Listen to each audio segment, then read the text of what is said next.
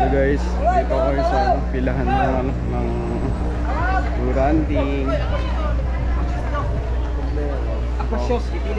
Nakuha ko ng TV. Number. Orientation daw po. So orientation dito.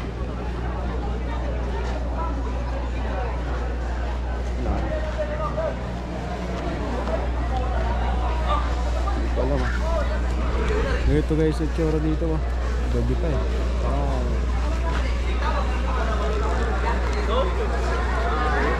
Hello guys, ikwento ko na lang yung experience ko dito guys sa whale shark dito sa Oslo guys. Kasi ma-encounter nyo dito yung mga laking yung mga whale shark. Makakalaro nyo paglaway. Dito guys, yung oras na to ay 5 AM. Mga magpa 5 ganun ng umaga. Tapos yung 3:30 kasi at saka 4, napakarami nang nakapila dyan para, ang hinahabol kasi nila sila yung bats na mauna. Kaya kung mapapansin nyo, ang dami nang nakapila doon, nakaupo.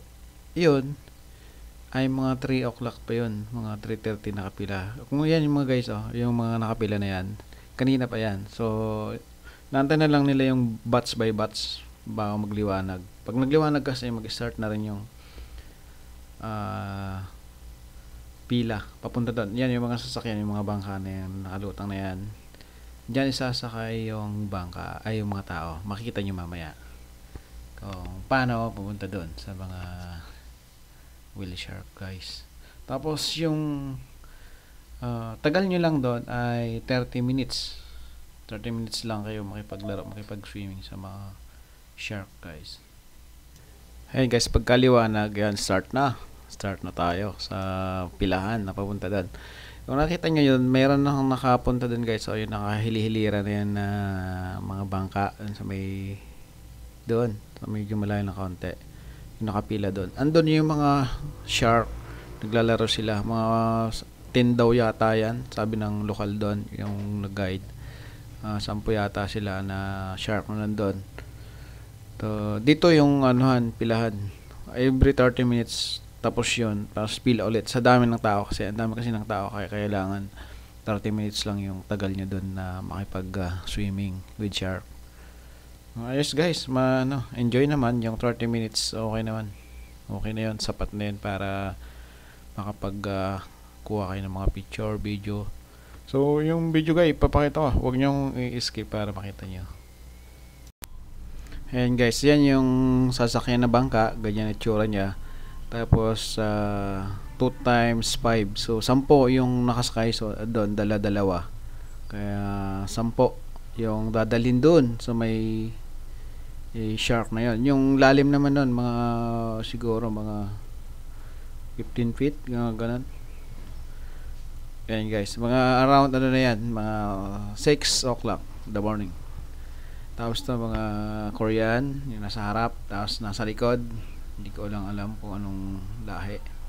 So nakasingit ako, isang lokal isang Pinoy kasi mostly na nandito, napansin ko lang mga ibang lahi, mga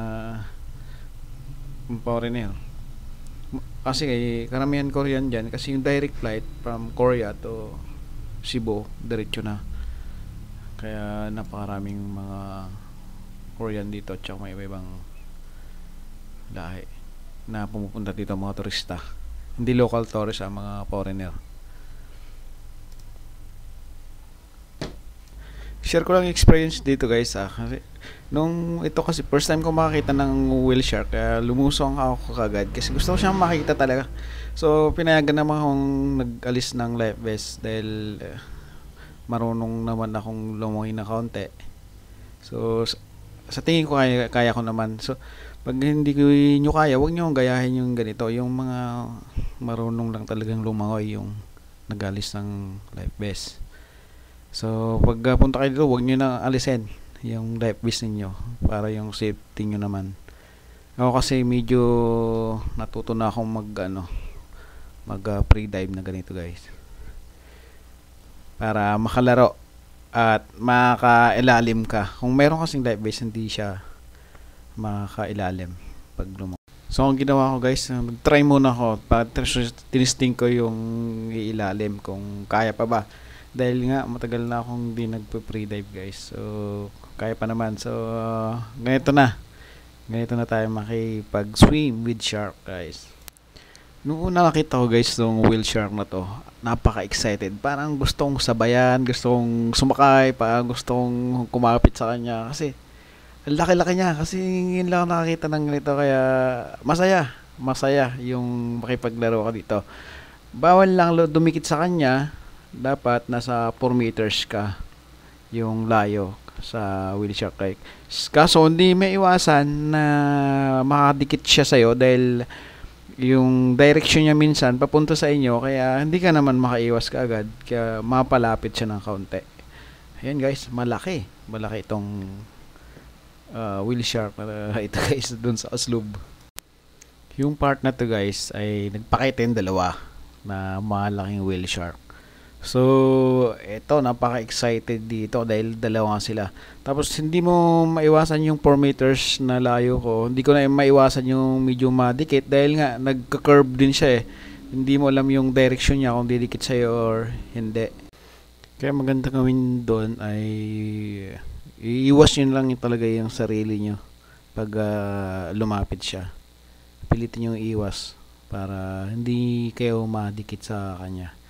Sarap, makasasarap paglaro dito guys. Talaga sulit na sulit yung bayad nyo dito kahit 30 minutes lang. Kasi minsan lang ma-experience sa buong buhay natin yung ganito. So yung mga gusto, try nyo dahil para hindi lang puro sa video natin nakikita. Maganda yung ma-experience nyo. O in actual, kasi pag nakikita nyo to sa actual, maganda talaga. Binahagi ko lang yung aking experience. Makita nyo naman dito yung video kung paano kayo makipaglaro sa isang friendly shark. Hindi naman ito nakangain. Hindi naman ito nangangagat dahil lang kinakain lang nito yung mga maliliit lang na mga isda. Yung alamang, mga ganon. Hindi siya kumakain ng human. Hindi siya nangangagat ng tao guys. So, huwag kayong matakot kung nandito kayo makipaglaro. Makipaglangoy kasama ang whale shark. Pero una pa rin sa lahat guys ay yung safety pa rin yung lagi nyong iisipin pag nandito kayo. Huwag kayong mag-alis ng life vest lalo na yung hindi marunong lumangoy. Nagawa ko lang yan kasi nagpaalam ako na kaya naman. Kaya pinayagan ako. Tapos i-guide naman kayo. Magpaalam kayo sa guide ninyo. Tapos alalayan din kayo. Para sila rin kukuha ng video sa inyo. Kung sinabing down kayo, sila yung magsasabi kung anong gagawin nyo guys. Lahat pala ng mga nandito sa management ng Oslob Whale Shark guys, lalong na yung mga bangkero tsaka mga kumukuha ng mga videos, nag-guide sa mga swimmer guys. Shout out sa inyong lahat. Maraming salamat.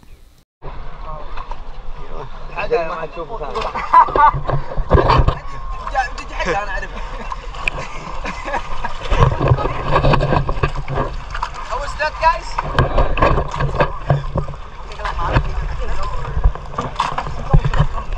Yan guys, after ng whale shark swimming guys, ito na yung labas. Makikita nyo na yung labas. Medyo tanghali na kaya makita nyo na. May mga souvenirs dyan, may mga coffee shop dyan, may mga restaurant dyan. Mayroon din mga scuba rental dyan. Pwede kayo mag-scuba dive doon kung ayaw nyo mag-snorkeling. Kung nabitin kayo sa snorkeling, pwede kayo mag-scuba. May mga nagbibinta ng mga fruits. Walang problema sa pagkain guys kasi maraming restaurant sa may kalsada na. Mga souvenirs, yan yung shark. Siyempre proud kang nakita yung shark. Bibili ka ng keychain ngayon na shark. Dahil hindi mo makalimutan to. Ito yung best experience niyo ulit na isa. Sa akin, isang pinaka best experience ko dahil first time ko makakita talaga ng ganito. Whale shark. Sobrang laki. Yan, marami kayong choice kung gusto nyo mag-scuba dive after nyo mag-snorkeling or bala kayo kung anong activities ang isusunod ninyo. Basta ito yung tsura nya doon. Maraming mga kainan, maraming ganito doon kung ano. So mamili lang kayo, choice niyo doon kung anong gusto niyo sa buhay after niyo mag-swimming. Kasi pag mag-rent kayo ng scuba, another charges na naman yan, another payment. Pero doon kayo sa underwater, mas maganda na siya kasi nandun kayo sa ilalim. Kaso nga lang, syempre, kailangan ng practice dyan dahil medyo ng katawan, nakakasira minsan kung hindi kayo sanay. Mayroong mga souvenirs dito, mga iba-iba, may kainan. At ito na yung pinaka main road. Kasi almost main road lang siya. Hindi mo kailangan maglakad ng malayo o mag-trek. Ganun. Ito yung pinaka main road, guys. Yan, guys. Oslob Cebu. Shoutout sa ating lahat. Pakipollow, subscribe, like, and share. Huwag nyo nang kalimutan na ikwento ito sa mga kaibigan nyo. I-share sa mga friends.